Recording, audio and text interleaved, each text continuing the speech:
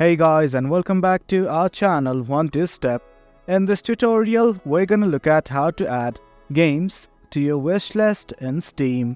Now let us begin. Well, as you can see, I have already downloaded the application and logged into my account. In case you don't know how to, well, worry not, we have created a tutorial regarding that as well. Now let's simply look at how to add any games to wishlist. Now let's say I want this game right here, so I'm simply gonna click on it. Now once you do, you will be redirected to another page. Well, as you can see, there are lots of things right here. You can simply add it to cart. You can also look at the package info. But right now, all we want to do is add it to the wish list. And right here, you can see a button like this right next to follow, called as add to your wish list. Click on it right now. And guys, that is it.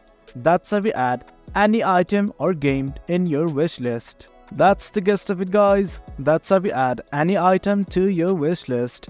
Hope you guys found this video informative, and for more content like this, do remember to hit like, share and subscribe. Your support fuels us. Until next time, thank you.